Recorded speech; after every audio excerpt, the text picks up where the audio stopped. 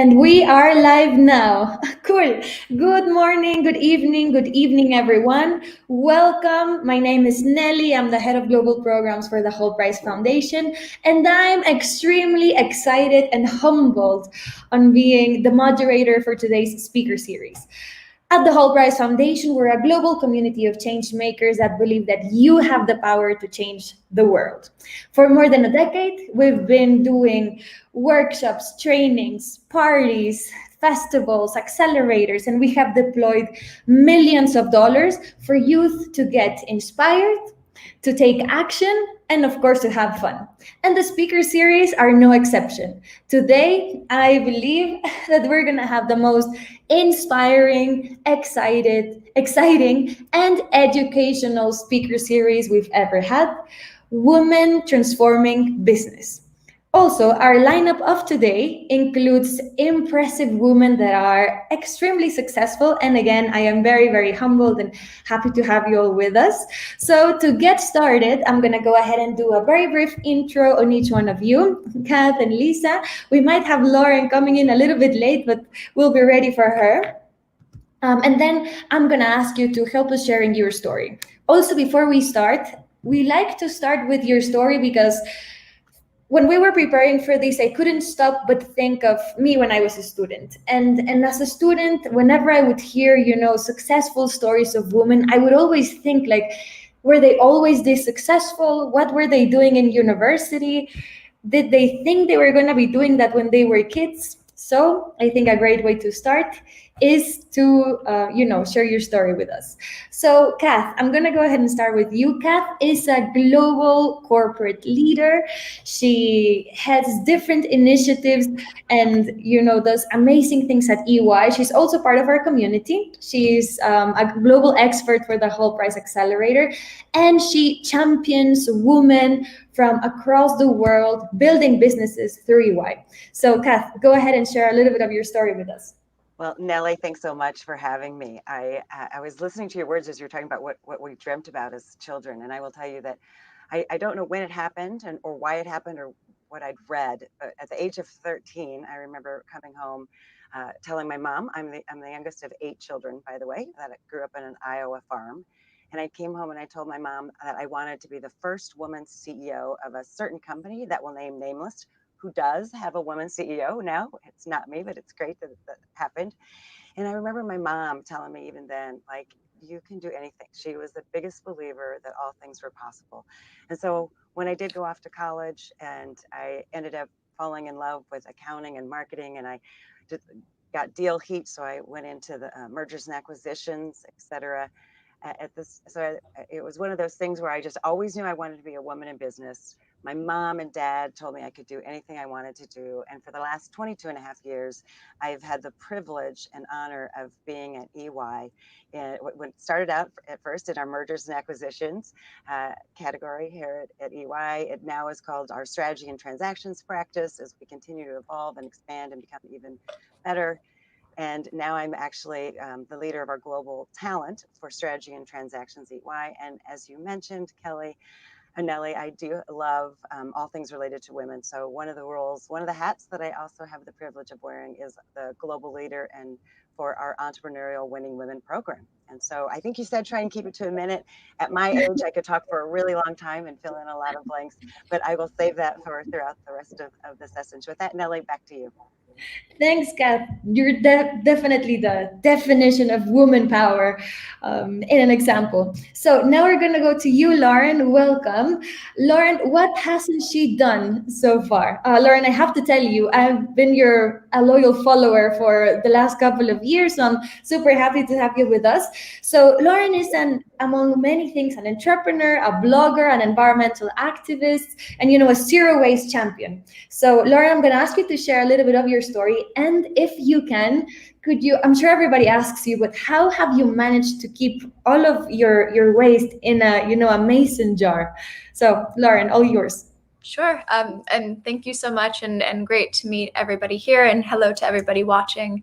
I started out really just with a passion for wanting to create positive impact, first for people, and then the planet actually came later. I learned after reading a book called Silent Spring, written by Rachel Carson, that there's a big difference or a big connection, a huge intersection between human justice and environmental justice, and realizing that the choices that we make every day as humans impact the environment, and thus that impacts humans back either positively or negatively. So realizing that loop, I asked myself, as an individual person, what is my contribution to the way the future looks like? What is my contribution to humans, and what is my contribution to the safety and future of the planet? So started studying environmental science, and through studying environmental science, realized that there's a difference between caring about the environment and living like you care about the environment. So what I mean by that is I had spent most of my time learning about humans' impact on the planet, protesting about humans' impact on the planet, but never spent the time to look at myself and ask, what are the choices that I'm making every single day, and how do those choices create or not create the type of future that I want to see? And through that thinking is how I learned about the concept of zero waste, realizing that through reducing my trash, reducing my consumption of plastic, ultimately consuming less, made me realize that through these everyday choices that were kind of just an afterthought for me, I realized that I actually could create a more positive planet, future, a more livable future for all of us, and really start to tackle as an individual climate change. So I started a blog called Trash is for Tossers, all about how individuals can reduce their waste. And through there, ended up starting my current company, Package Free. Our mission is to make the world less trashy. We aggregate the most sustainable brands in the world, and we sell products that make it easier and more convenient for people to reduce their waste every single day in every aspect of their routine. So whether you're brushing your teeth or cooking dinner, we have more sustainable alternatives to your everyday essentials. Great. Thank you, Lauren. You're really an inspiration and an example of how to put actions into our words. So now I'm going to go to 𝗧𝗂. 𝗧𝗂 is also an example of Latina power. She's the creator and CEO of 𝗧𝗂𝘁 Mexico. Well, 𝗧𝗂𝘁, that is now the largest fitness network in Latin America, with operations in Chile, in Peru, in Mexico. And I see her as a total visionary, a growth guru, and also I'm a loyal, not only follower, but client for 𝗧𝗂𝘁. So 𝗧𝗂, all yours. Thank you, Nelly. Thank you, everyone. I'm really happy to be here and have a space to share my story, hoping to inspire others. A little bit about myself. I'm from Mexico City. I'm an industrial engineer. I worked for a couple of consulting firms, and then I did an MBA at UCLA. That's where I founded 𝗧𝗂𝘁. 𝗧𝗂𝘁 is a monthly unlimited membership where you can take unlimited classes in the best fitness studios and gyms. Right now we're in 4 countries, so Mexico, Chile, Peru, and Colombia. We just launched Colombia yesterday. We're very excited. We have over 3,000 gyms affiliated to our network, and our vision is to really help our partner studios to grow their business and to help the people find exciting classes, because we really think that by being active and doing exercise, you have a better life, you have a healthier life, and you have a happier life. So we want to help everyone achieve that. So that's it. I'm happy to share more during this panel. Great, thank you, 𝗧𝗂𝘁. Okay, so I'm gonna go back to Lauren. Lauren, at the Whole Price, we're very proud to say that we're probably the largest community of change makers in the world, with 30,000 students being mobilized every year to create Whole Price activities in universities and activate their communities around social change and entrepreneurship. My question to you would be, how did you manage to build a community, but then after building that community, turn it into a business?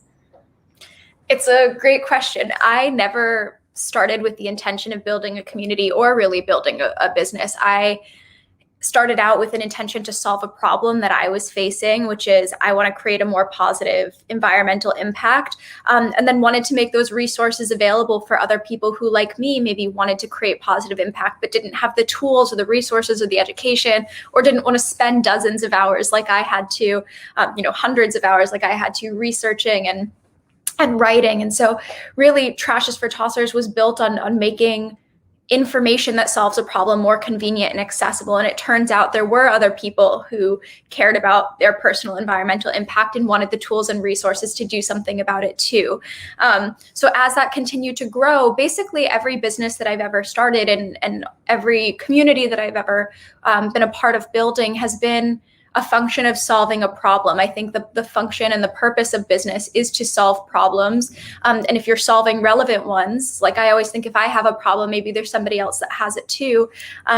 If you're solving a relevant problem, a community will come. There's going to be people that want to get involved, that want to lend their voice, their talent, and their time to helping to tackle these problems. And climate change is the biggest problem facing our planet.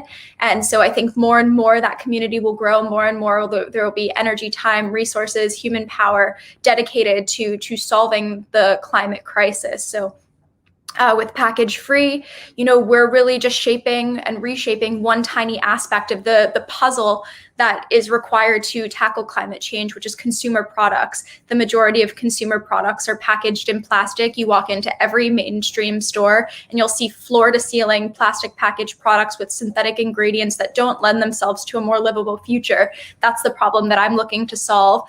And I think as everyone on this call here has already probably realized, one person does have the power to make a positive impact. When you tell your story in a way that's not judgmental, that's exciting, that's engaging, that's inclusive, more people will come, and that creates this energy that is just attractive. And I think, one person can make a difference. And I'll say that over and over and over again, never ever think that just because you're one person or you don't have a platform or you don't have, a large following or something like that, you can't make a difference, because I started out with none of those things. And it's possible for it to happen. Great. So yeah, if in a nutshell, it's like find the purpose, solve a problem, create empathy, and the energy will follow. Thank you, Lauren, for that. My next question is directed to Lisa. So Lisa, when I started my journey as a student, and I remember when I got involved with the 𝗁𝗂, the 𝗁𝗂 made me believe that I could do anything that I wanted, that I had a huge brand behind me and that anything was possible.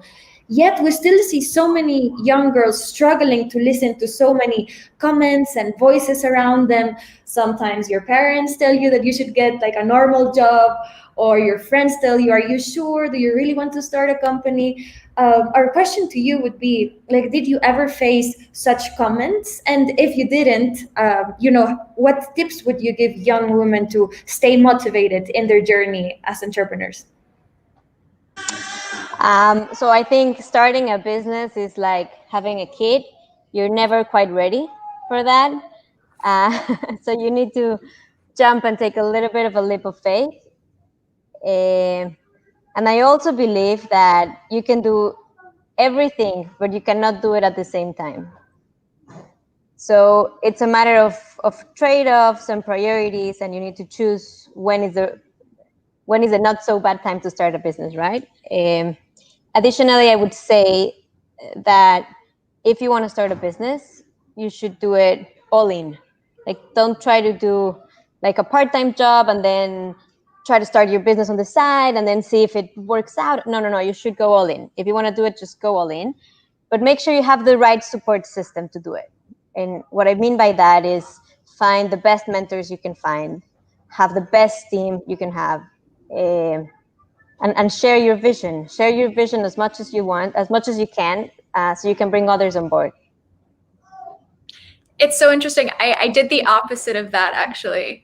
When I started my companies, I always started a company while I was in another job or running another company. And I would actually argue for that in a lot of ways, because my other jobs gave me the stability that I needed, the financial stability, and like almost the strength and the courage to leap into the next thing, because I knew if it didn't work out, I would still be okay.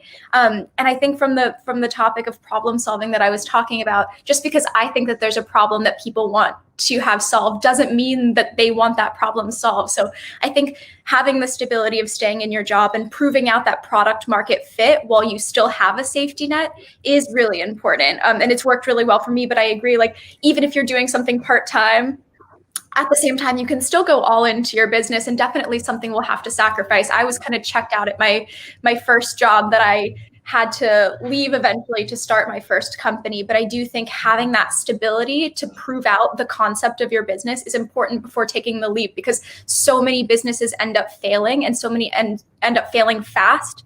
So you want to make sure that you do have that product market fit before leaving your stable career.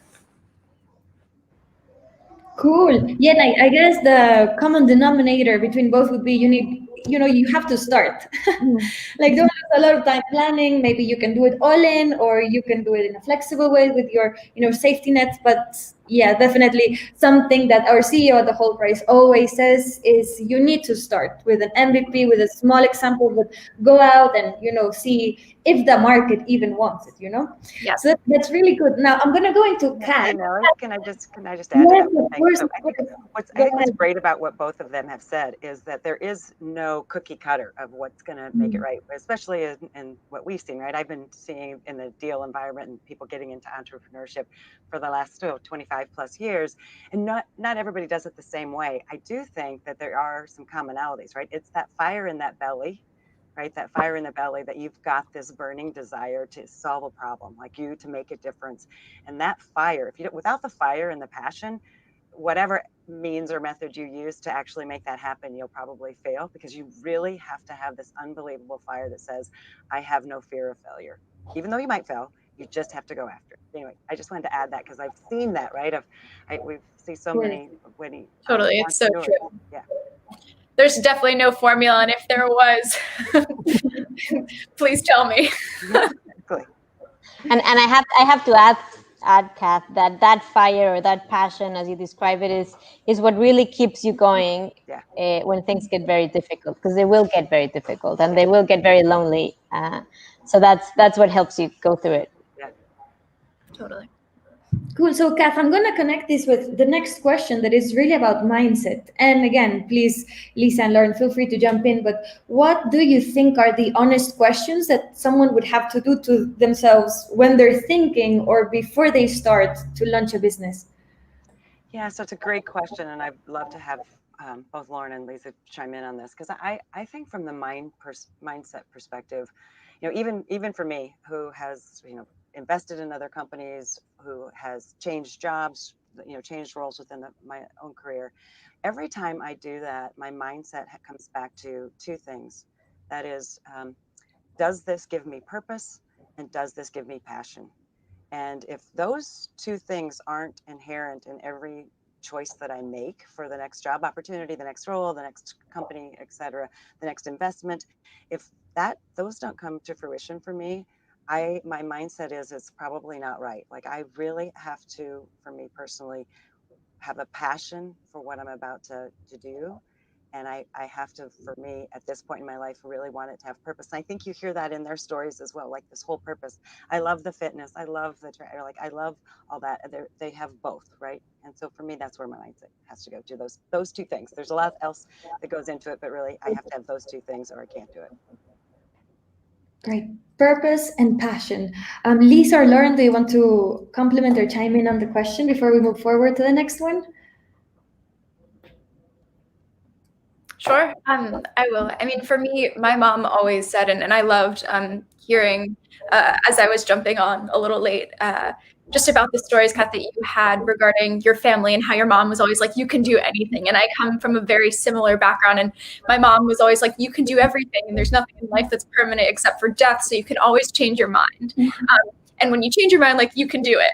But I think that safety and in always feeling like it's okay to not be happy anymore and to change your mind, I think in business that does get a little bit more complicated. So in terms of starting a business, like, it's a lot harder to change your mind when you run a company and have, employees that you're responsible for. So I think for me, really, to that point earlier that was made, it's so important to ask yourself when everything is bad, because as Lisa said, things will get really bad and they'll get really hard and it'll feel really lonely. You have to have that thing that you fall back on, being able to say, is this the problem that I believe is worth solving right now? Is this what, at the worst hour in the middle of the night when everything is wrong, am I still focused on my goal? And so I ask myself that question a lot. Like, am I solving the problem that I want to be solving? Am I contributing in the way that I want to be contributing? And if the answer is no, which it hasn't been for me yet, but it is, problems get solved. And so maybe the focus has to pivot. And if you're not feeling connected with what you're doing in the mission of your company or just the trajectory of your life, that might mean that you've done the work that's needed to be done to solve it or elevate the problem, or maybe you've learned and grown and stretched. So I think, ultimately what I'm saying is it's important to be elastic and always stay true to, at least for me, to my North Star, to make sure that even when things are really bad or they're really good, I'm on the right path, because they will be both. Like, running a business is kind of like being on a forever roller coaster in a circle. Right. Lisa, do you want to chime in, or we can move forward to the next question? Lisa, I think she's frozen. Yeah, I think so. Frozen. Very interested, so it's a good place to be frozen. Yes. Okay, we'll move into the next our next questions, and hopefully she unfrozen before that. So one of our biggest programs, and I'm so happy that you mentioned the North Star, Lauren, because that's exactly what we tell everyone at the Whole Price too. Like, to look at the North Star whenever it gets difficult or you get tired. You never lose sight of where you're going. And one of our biggest programs is called the On-Campus program, and it allows us to empower students in more than 3,000 universities in 121 countries to take the prize in their hands and make activities with it. And there's some countries where we're in all of the universities, so that's super powerful, but also it's a huge responsibility for us. And I think in the same way, women in leadership positions have a huge responsibility on inspiring the next generation, and also on taking steps to transform the experience of women in business. So on your experience, if this question goes to all of you, if I could ask you, like, what can women do to fight the patriarchy from the business or the entrepreneurship arena, what would that be? I don't know, Lauren, if you would like to go first on this one. I mean, it's interesting. Raising money is really the place that I saw the most. It wasn't until I started raising money that I realized a difference in gender representation in business. And you raise money from these venture capitalists or these funds, these banks or whatever, and it is predominantly white older males. And as a woman, I think what I'm looking to do is help to create opportunities within my business for other women that can grow, elevate their careers, and ultimately become people with material wealth and safety nets and experience that they can go on into being people that have positions of power in venture capital, people that can help to empower and fund the next generation of world-changing entrepreneurs. So, for my goal right now is maybe the landscape of VC looks like people that aren't female like me, and it is a demographic that's representative of who was able to have positions of power in business before. But I think in 10, 15, 20 years, that will change. And not only do we need more women, we need significantly more people of color. Diversity in gender and race is not represented in venture at all. What is it? Under 3% of venture-backed companies were founded by women, and I'm sure the number's less for people of color, and that definitely needs to change. So hiring talent that is diverse and helping them grow and launch into larger careers is my priority. Great. That's great, Lauren. Kath or Lisa, would you like to chime in? Sure. I think a lot like Lauren. When we did our Series A and Series B rounds of funding, that's where we found the most differences in gender specifically. And I would say that we need to have more women, not only in VC, but also in the boards of the companies. Sometimes you cannot pick, but you can pick your board members and your advisors usually. So that's where I recommend entrepreneurs to find diversity, because that really added value for our company, having a diverse set of board of directors and advisors. Great. Thank you, Lisa. Kat?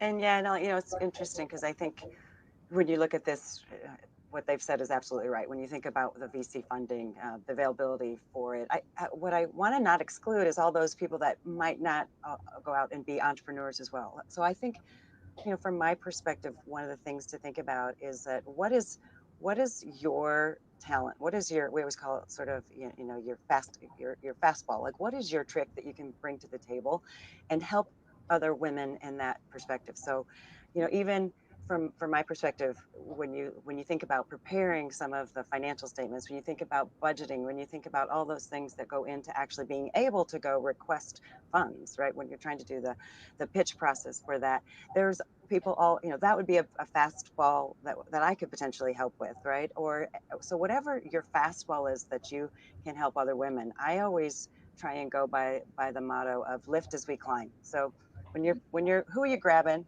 as you're headed up down that path, and who do you want to help? And if you have two people and two hands, we can actually make a bigger difference. So I do hope that we continue to make project with where we aren't currently, whether that's in getting funds from the VC, whether that's women represented in private equity, in all aspects of business. I remember when I first started with a firm and I said that I wanted to work on our private equity accounts, and I had a gentleman, similar to what Lauren talked about, I had a gentleman say to me, "Little lady, women can't work in private equity."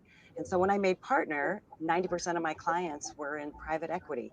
And so I say that to, again, sort of go against the grain, and that if we all think about helping each other out, lifting as we climb, I think we'll all be in a better place when we look down the road in 5 years from now.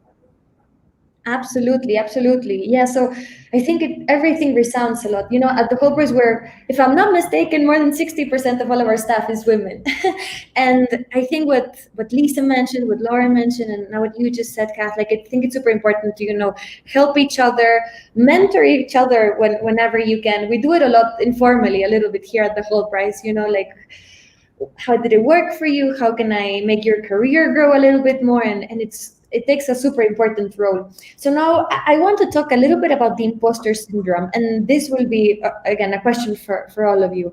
And I am a little bit guilty too, every now and then I find myself thinking no, I've been such a lucky woman, there's so many more capable and smart people in the world. I was just really lucky, or I don't know how I ended up here. The good thing is that I've learned how to, spot it and then try to talk myself into that conversation and work through it. So my question to all of you would be, have you ever felt like that before? And how do you personally manage to spot that and then to, overcome it or work through that, confidence and making sure that you're on your way to success? I don't know, maybe Lisa, if you'd like to start this time. Sure. That's a very funny one, because when you start, the only thing you have to sell is a PowerPoint. Right.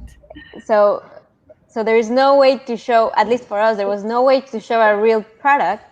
It was only a PowerPoint, and we have a two-side market, right? We have the gyms in one side, and then we have the users on the other side. And it's like the chicken and the egg. You cannot find users until you have the gyms, and you cannot find gyms until you have the user base. So we had to, as one of my teachers said, fake it till you make it, a little bit. With a fantastic PowerPoint, we started selling both. We had a waiting list for the users, and then we started affiliating gyms without a product. The product, even though it was an MVP, it took a lot of months to get ready. So that's how we started out. And then with time, you start reaching these milestones that at the beginning, when you have this beautiful slide and the graphics, and you're like, yeah, I'm going to reach X number of users, X number of revenue. And it's all really, we did very complicated Excel models and everything, but it's an idea, right?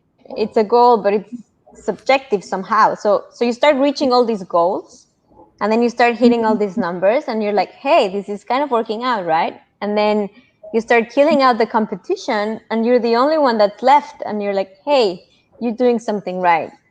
So with time, you start believing, and And my co-founder, I love her because she's a true believer, right? So she's the optimistic in the team, and she's the one that's always rooting for the good things that happen in the company. I'm always worried about the next thing and the next thing, but she's the one that believes, right? The one that reminds us all that we're doing great things. So it's good to have someone like that on your team as well. Cool, thank you, Lisa. Maybe Lauren, would you like to go next?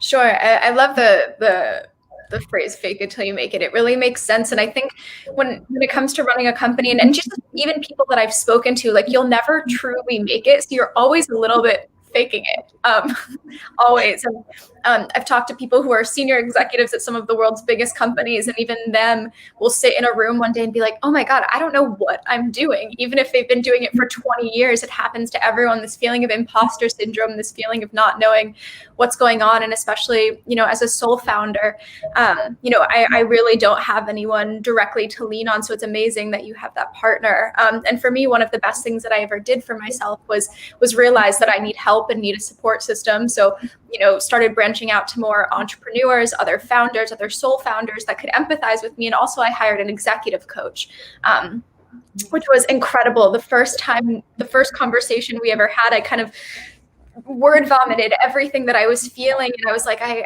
has anyone done this before? Is this weird? Am I crazy? Am I insane? And then he was like, no, what you're feeling is perfectly normal. And just feeling normal in insecurity, just feeling like this is a pattern that people have seen before. I think feeling comfortable as you grow a company, as you scale, as you're taking on new roles, responsibilities, and ideas that haven't been done before, just feeling like you have a support system and feeling like there are other people who have done this. There have been other people that have felt this way. It's okay. It's normal. And it will pass is so incredibly strengthening. So I deeply believe, and I've seen firsthand with myself, that having a support system, having a coach, having a network, friends and family that are there is so important. Great. Thank you, Lauren. And 𝗂𝘂? Yeah, I think, again, it's going to be a consistent theme. And it's really heartwarming that you asked that question, too, because I have a child that's in my life, or a young adult that's in my life, that's at that college age education, and has come to me recently and said, I'm really struggling because I feel this imposter syndrome.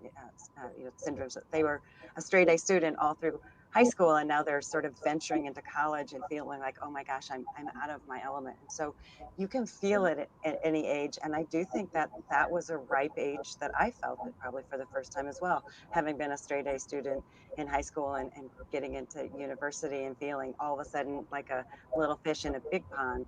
And so I think recognizing that, I think, Lauren talking about having that support system, being open and honest about it is probably one of the best things that you can do in addressing it, is to be open, to be vulnerable. And again, sort of thinking from the mindset of it's okay to fail. I mean, I think that's one of the things that I wished I had known back then, is that, if you don't fail 5 times a day, you're not trying. And having that mindset of thinking about those insecurities that creep in, that, we sometimes want to be perfect and trying to be our best all the time, that knowing that we all have insecurities, and realizing that even the person that you're sitting next to has similar feelings of insecurity just makes everything more human and more able to get through a little bit easier when you can breathe and say, you know what, I'm not alone in these feelings. So great question, because like I said, I really do believe that particularly at the university level, that's that first time you really get into that syndrome. Right, and most of our viewers are probably in the age of university, so it's okay to feel that way. It's completely normal, and as you heard, we've all felt it more than once, I'm sure. So get a support system, ask for help, and don't let that feeling dominate you. So great, that was amazing. Now I'm gonna go back to 𝗂𝘂. A question that and I see our CEO get it a lot, is, what does it take for entrepreneurs and countries to have these big number of startups coming in? And one thing that he always mentions, Ahmed Ashkar, our CEO and founder, is that it's about the power of one. You know, having one successful story from one country can create a whole ecosystem because it becomes inspirational.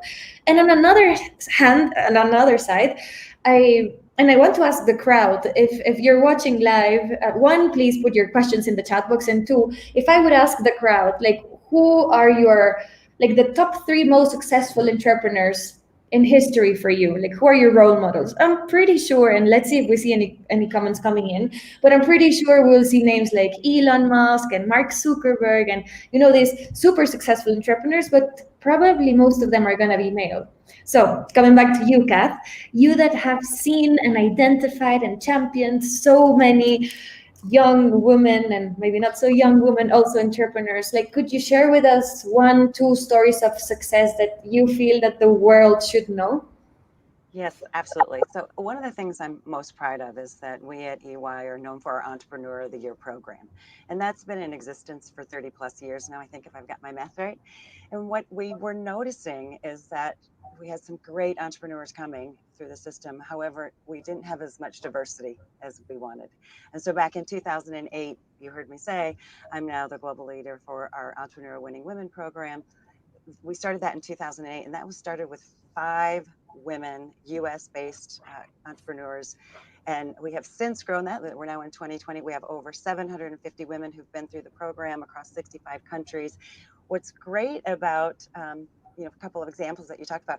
One that I'd like to share is our Woman Entrepreneur of the Year. So not just our Winning Women category, but now in the big leagues, right? The Entrepreneur of the Year winner this year was our second woman-owned company ever to actually win the World Entrepreneur of the Year award. And it's so great because she started out with less than $1,000. So it's an India-based company. She started out with less than $1,000 when she was a master brewer. When she was trying to get a job, they said you would never be able to get a woman a job in that type of an industry. So she ended up starting her own business, and here we are. She's a billionaire. It's amazing. She won World Entrepreneur of the Year, and we love that. That's what we want to see. And to your point, it's such a great example.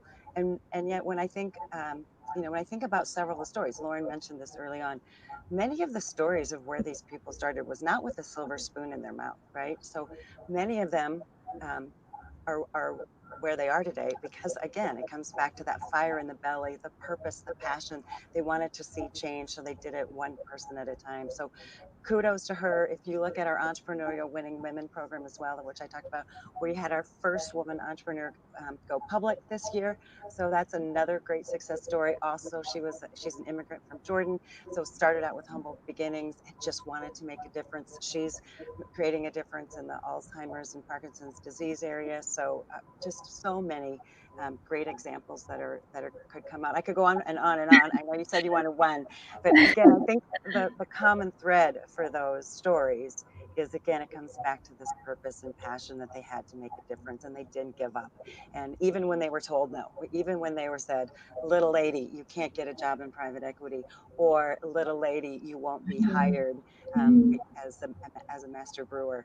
So you decided, you know what, I'll just show them and go do it on my own. So I'll turn that back. Again, if you want me to tell more stories, like I said, we've got tons of women entrepreneurs that we are so proud of, especially in this environment, as we see so many of our women entrepreneurs pivoting really in the face of this pandemic to make a difference. One personal friend in particular who's in the technology arena has said that actually as a result of this pandemic and now working on getting people back to work safely through a technology that she's developing has actually given her a renewed purpose. Before, she was sort of an entrepreneur because she thought she should be one. And now she feels that this is giving her purpose because she's really helping people get back to work safely. Yeah. Right. No, I get goosebumps by listening to Oh you. my God. I promise. No, I'm going to make sure that we get all of the stories from you, 𝗂𝘂, and then share them with our community, because there's so many, you know, innovating young girls out there that are not sure yet, but probably after this panel they will. So I'm gonna move now into 𝗬𝘂. 𝗬𝘂, I mean, I'm a loyal customer of FitPass, and one of the things that impressed me, and I think the country as a whole, was how fast FitPass was to adapt to COVID. You know, like, nobody saw it coming. all of the businesses had two decisions: to stay shocked or take action. And I think 𝗧𝘂𝘶 did a great job on moving quickly. If I'm not mistaken, 2 weeks, and then you were already, offering all of these virtual classes, and it's great, I have to say. So Lisa, can you share with us a little bit of, how was the process that you and your team went through to adapt into COVID, and what tips can you give to anyone struggling on building a business in times like these? Yes, it was a very crazy and intense couple of weeks. I think the most important thing is you need to know how to pivot. Even as you get bigger and bigger as a company and more robust, you need to always make sure how to pivot very fast and strategically. So when this pandemic started, we started working full 24/7 nonstop, all of our teams, in moving the platform to a virtual offering of classes. And we did that in a couple of weeks. And I think the most important part was being focused. Like, what are the key priorities? You need to focus on what's important to make this happen. And it's never going to be perfect, right? So I love this phrase that says, if you're not ashamed of your first version, you launched too late. So a little bit about that we used, and we switched everything towards the virtual classes, and it took us 2 weeks, and that was a way of us to move into the virtual fitness industry very fast, and not only us but our partner studios. So we started helping all of our studios and gyms to move into the virtual fitness as well. We helped them with technology, with trainings, and everything they needed. All of the tools that we had available that we created for them, we used them to switch this, and it was a fantastic way of moving our community to their living room. So we were all taking classes together, but in our living rooms, and it was a really good way to help all of the community, both the users and the studios, to go through these really bad times.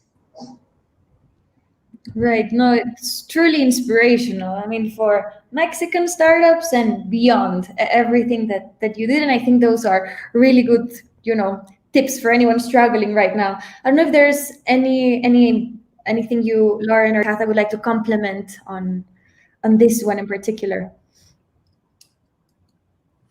For me, it's just really amazing to see the innovation that's coming out of such a massive and fast shift. I mean, New York City now, like, all of the restaurants are in the streets, and it feels like Europe all of a sudden. And businesses are pivoting so quickly and launching new things quickly, and getting chances in the sun that they wouldn't have had otherwise. I think it's just a change, although scary and difficult, can breed so much innovation. And I think it's just been really beautiful to watch how resilient human beings are and how quickly and efficiently and swiftly they can respond. That's been really inspiring to me, just watching while both in it and looking at it over the past 8 months now. It's been really astounding how incredible people are. Wonderful. So Lauren, my next question is actually to you. So, we were talking a bit about, and you mentioned it before, like you're a sole founder, and we at the 𝗁𝗂𝘁, we always tell teams, to get a great team. It's better to have a great team with an average idea than a great idea with an average team. And in your case, like, can you tell us a little bit of how did you find your mentors, or when was it that you decided to start looking for help? Because you were a sole founder, it's a little bit different than the stories of the others. So can you share with us a little bit of that? I wish I could say that I found everyone. I think the Series A, as Lisa mentioned, it's this period where you recognize that, like, things are growing really quickly. You need to build, and you're building very fast. I'm still in the beginning stages of wanting to meet more people, build advisors around me, have mentors around me. We're hiring in a major way right now, so we're still building, and I'm still learning. But I think the biggest thing that is resonant in all of the people that work for Package Free is this mission to want to create positive impact in the world and leave it in a better place than when you came. So I think understanding that and the core values and mission and North Star is really important. But ultimately, we want to hire incredibly talented and focused people that can help to drive our mission forward. So, hopefully building a company that's both a great idea with a great team. Yeah, of course. And I mean, you definitely have grown it into something, I think, completely unprecedented for, the environmental area and also for zero waste. I haven't seen something bigger than what you have built. So congratulations on that. So now we're going to move into Q&A. We have finished our very first set of questions. Thank you for all of your answers. It's been super educational. Let's see if we have some questions from the crowd. Nabila and 𝗧𝗂 in the control room. Perfect. Thank you. She's going to start bringing them in.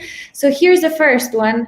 Have you faced any difficulty having a work-life balance, and how have you mastered it? I think this is very important.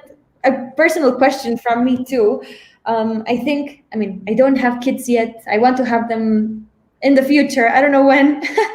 But it's something that I constantly ask myself, like, how will I manage to keep this balance? So to the three of you, do you have any specific tips or recommendations on that sense?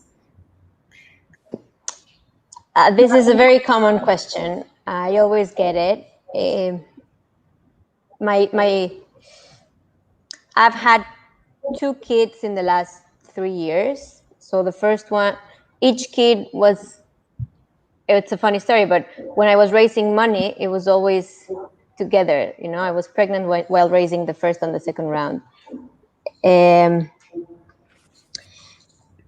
So time is very limited. You need to be very smart in how you use it, how you split your time throughout the day. It has to match your priorities. Additionally, a little bit like Lauren, I hired a coach, like a business. She's sort of a coach, and she's helped me throughout these crazy times. They're very crazy, they're very intense, but they're very fun and educational. You need to also have a great support system, both at home and at work. So as you also mentioned, your team is the most important thing. The people that you hire it has to be your focus number one when starting a business. We don't build businesses, we build teams, because the teams are the ones that take care of everything.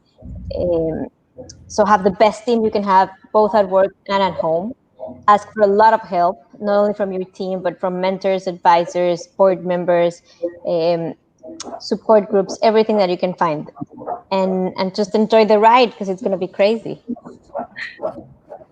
Thank you, Lisa.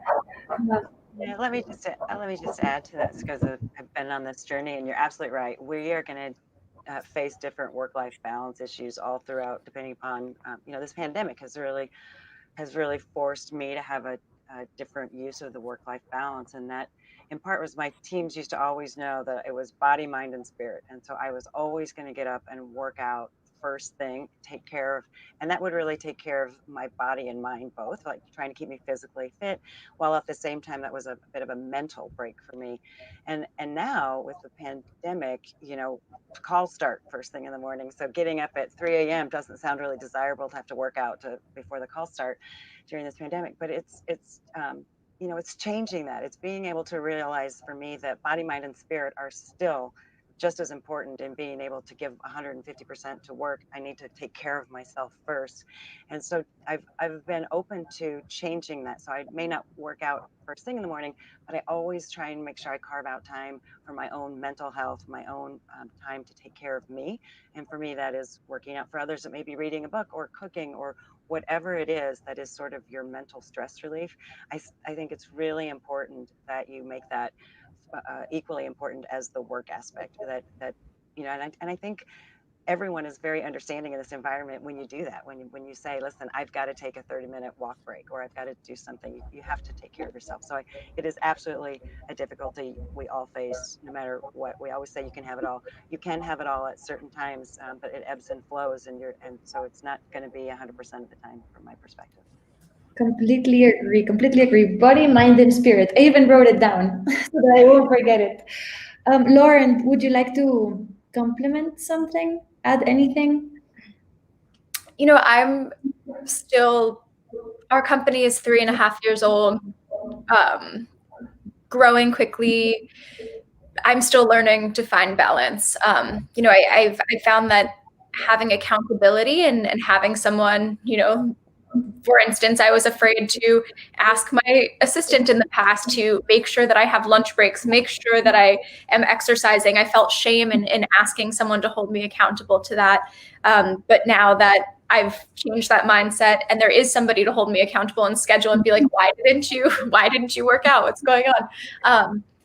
That's been really important for me. And there's no shame in needing help, and there's no shame in asking for help. There's also no shame in not having found that balance yet. I think I try not to be too hard on myself and know that I'm trying, and you know, hopefully every day and as I hire my team out and as we continue to grow, that come more and more. So just to be easy on myself and to have faith that, you know, I am constantly working, evolving, and finding balance.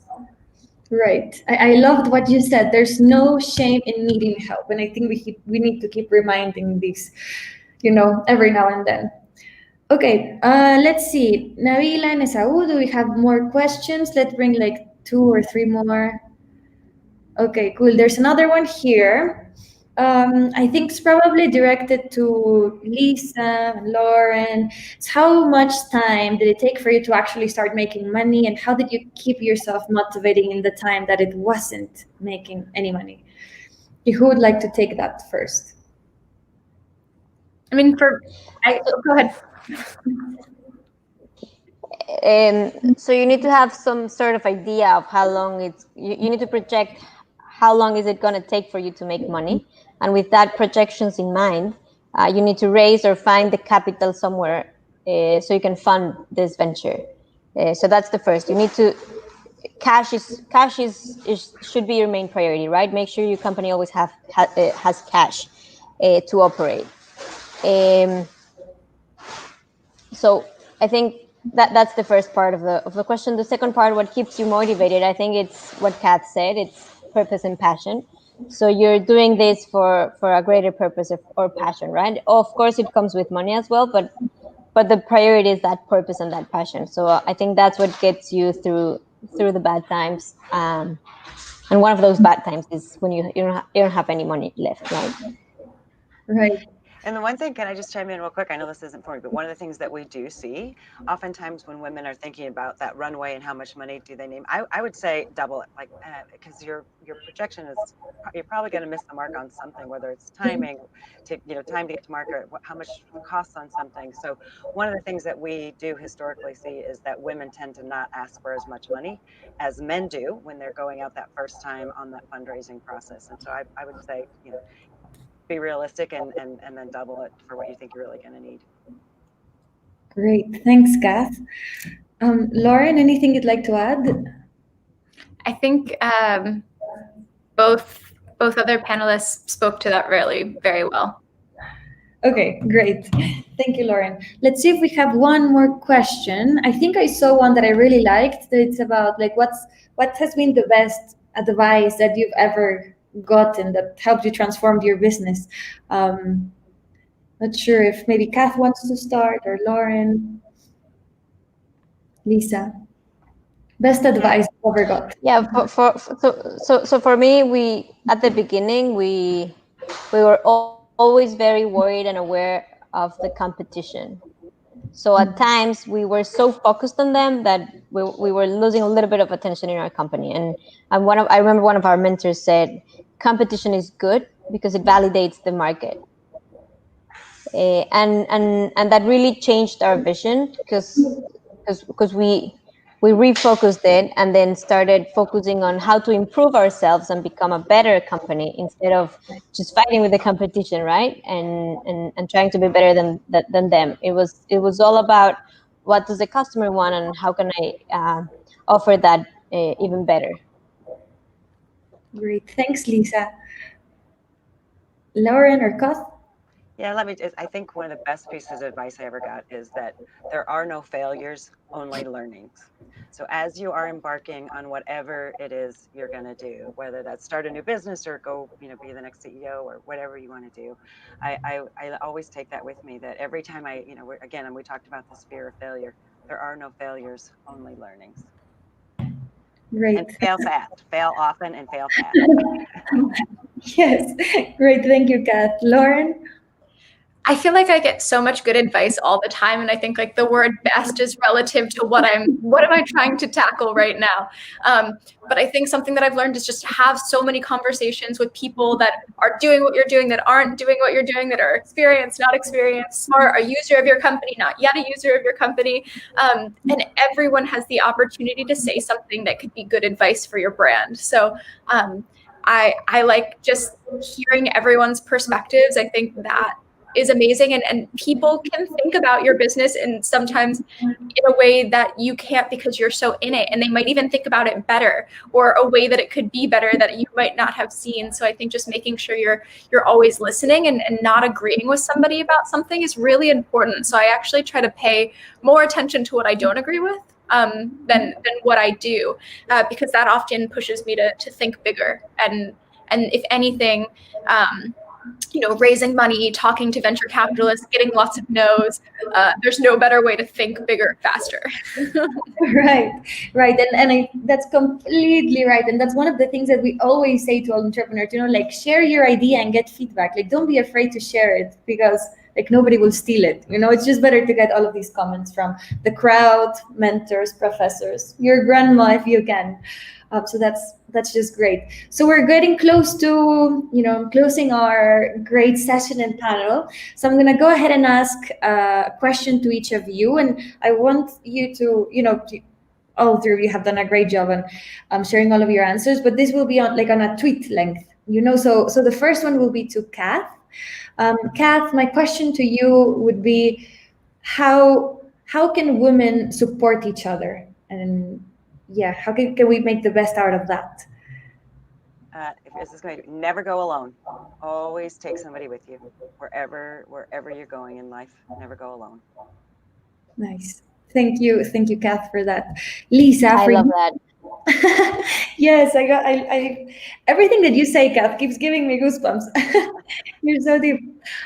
Cool. So now with Lisa. Lisa, what would you tell young, older, women that are thinking of starting a business, but they're not sure yet? I would say ask for help and go for it. Great. I love that too, Lisa. Thank you.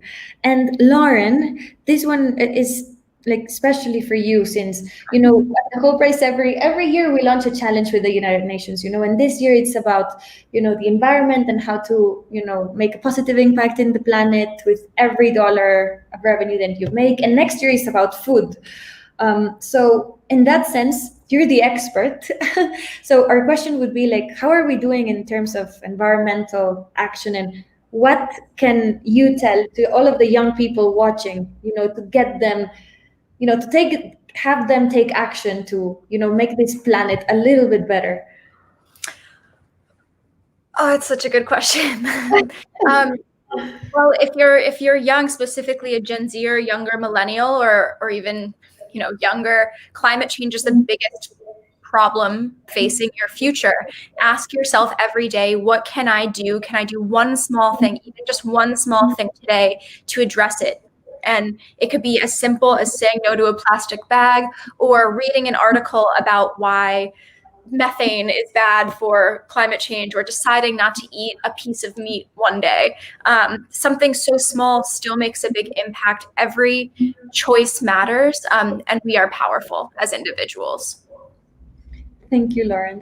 we're definitely share the idea that we're all powerful as individuals.